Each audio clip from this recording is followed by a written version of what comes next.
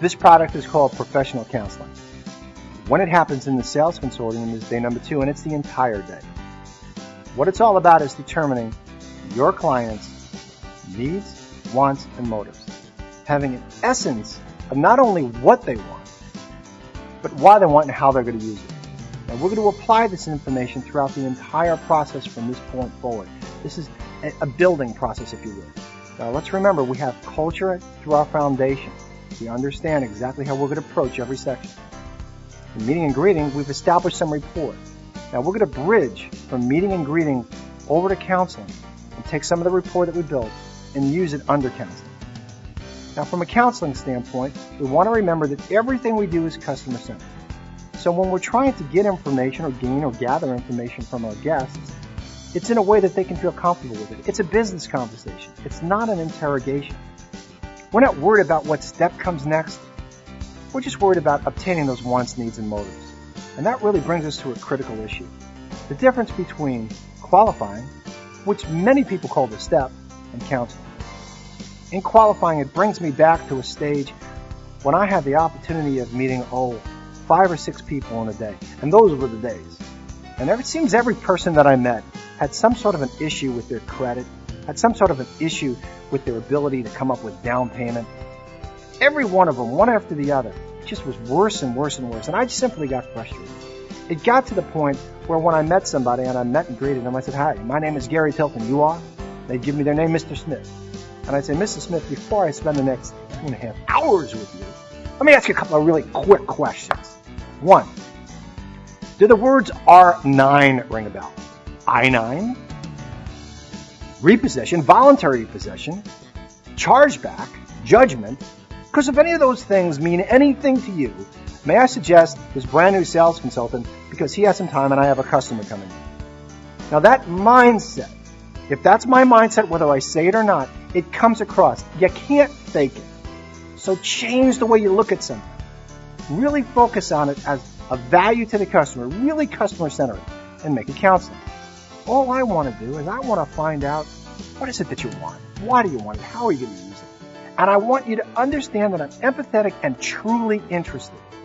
Hence, the name counseling. Now I'm going to give you a little bit of a breakdown.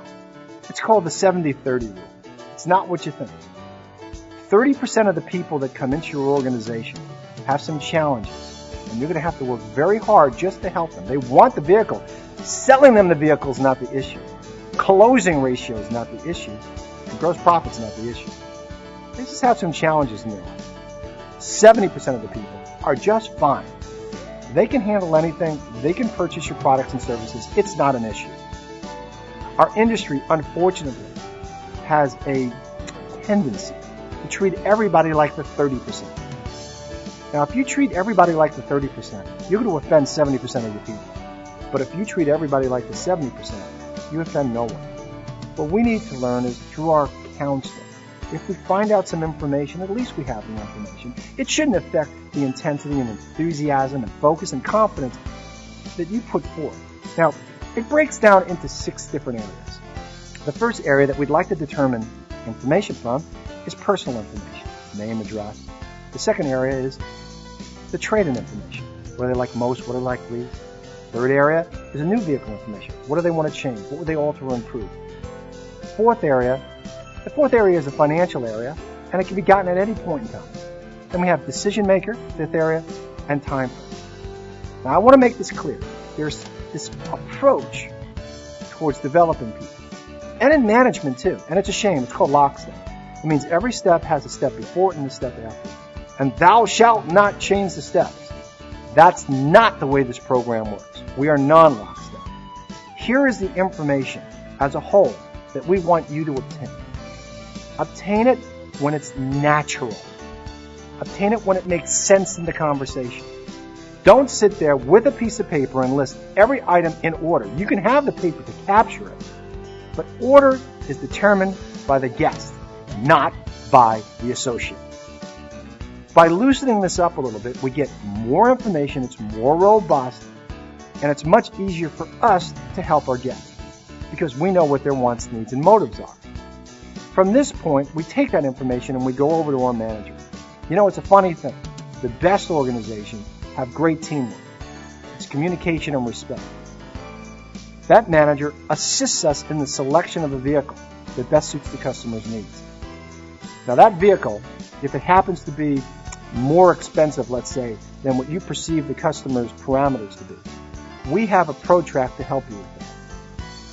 If, for example, your organization does something called value pricing, where you have fixed pricing on every vehicle, we've got a ProTrack to help you with that. But most importantly, we've got a ProTrack to help you overview and outline the entire process right up front, from meeting and greeting all the way through delivery, and gaining commitment to go through each and every step from the customer, even before we start. We call that sales bridge number 1. We provide you with all of this information and all these ProTracks to provide you with the confidence that's needed.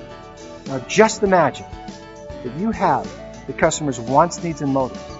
You're very clear on it, and you have a few minutes to think through in your mind, how am I going to approach a presentation and demonstration differently, knowing what I know now? What am I going to highlight? What am I going to emphasize? How am I going to take that person from a 1 on the enthusiasm ladder all the way to a 10? How am I going to reduce stress and increase enthusiasm? All that comes from learning through a business conversation. One last point. It doesn't make a difference when you capture all of this information.